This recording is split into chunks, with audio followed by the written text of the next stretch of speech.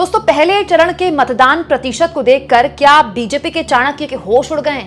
इस हद तक कि खुद बीजेपी के चाणक्य अमित शाह को सामने आकर डैमेज कंट्रोल करना पड़ रहा है। आखिर वो कौन सी गलती कर गई बीजेपी जिसका नतीजा उसको आने वाले दूसरे चरणों के चुनाव में भी हो सकता है? और उस गलती का एहसास न केवल अमित शाह को हो गया है बल्कि पीएम मोदी को हो गया है। लेकिन बड़ा सवाल यह है दोस्तों कि उस गलती की भरपाई क्या हो पाएगी? क्या वो गलती डैमेज लंबा कर चुकी है?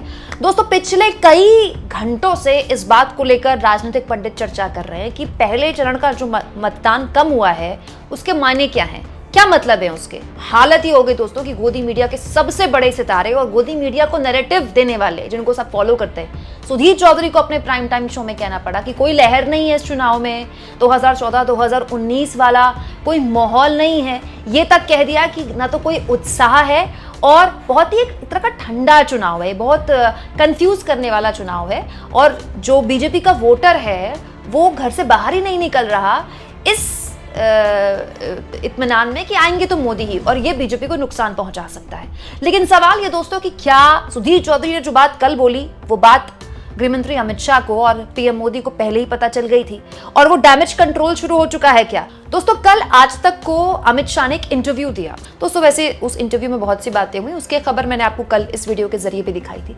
लेकिन उस इंटरव्यू की एक बात आप सुनेंगे तो आपको अमित शाह के डैमेज कंट्रोल का पता चलेगा, जिसमें अमित शाह ने कहा ना आरक्षण हटाएंगे, ना सेक्युलर शब्द हटाएंगे और ना ही किसी को हटाने देंगे। संविधान बदलने को लेकर जितने भी आरोप बीजेपी पर लग रहे थे कि अगर बीजेपी दोबारा तीसरी बार सत्ता में आती है, मोदी जी पीएम बनते हैं तो संविधान बदल जाएगा, इसके तमाम आरोपों को खारिज कर दिया अमित शाह ने।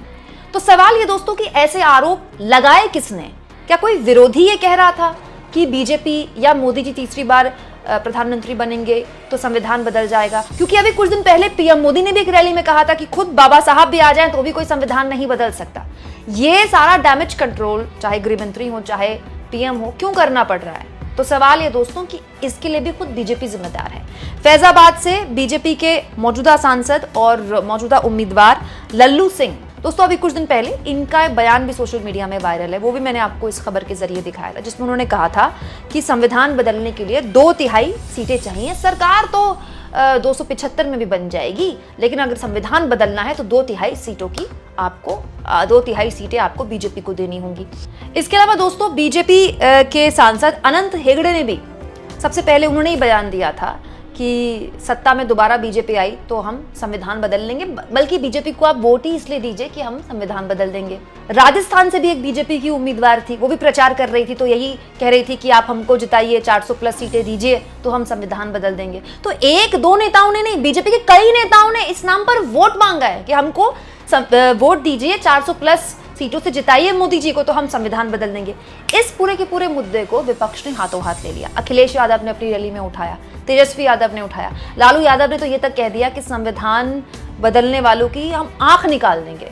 और अब जो ग्राउंड से खबर आ रही है दोस्तों वो ये आ रही है कि ये जो संविधान बदलने को लेकर बातें, जो बयान बीजेपी के नेताओं ने उछाली, उसका ग्राउंड पर बहुत गहरा और बहुत लॉन्ग टर्म असर हो सकता है। दोस्तों, पिछड़ा समाज से, दलित समाज से एक बहुत बड़ा वर्ग आता है हमारे देश में जो आर्थिक रूप से बहुत कमज़ोर है, जिनको संविधान के दिए हुए आरक्षण का बहुत फ़ायदा होता है, जिसकी वजह से उनके बच्चे अच्छी नौकरियां पा लेते हैं या उम्मीद पा लेते हैं कम से कम अच्छी नौकरियां पाने की।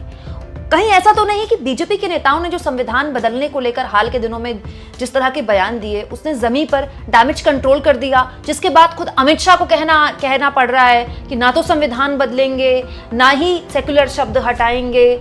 मोदी जी को कहना पड़ रहा है कि बाबा साहब भी आ जाएं तो भी वो अब संविधान नहीं बदल सकते। और सवाल ये भी दोस्तों कि पहले चरण का मतदान जो 62% हुआ है, जो 2019 में इन्हीं सीटों में 70% था, कहीं इसका और बीजेपी के नेताओं के संविधान विरोधी बयान का कोई कनेक्शन तो नहीं? और इसी कनेक्शन को तोड़ने के लिए डैमेज कंट्रोल करना पड़ रहा है अमित शाह को या प्रधानमंत्री को? अगर ऐसा है दोस्तों, क्या ये डैमेज कंट्रोल काम करेगा बीजेपी का? कमेंट बॉक्स में जरूर लिखें और जितना हो सके चैनल को शेयर करें, सब्सक्राइब करें और थैंक्स और ज्वाइन के ऑप्शन से अगर आप चाहें तो आर्थिक मदद भी कर सकते हैं चैनल की।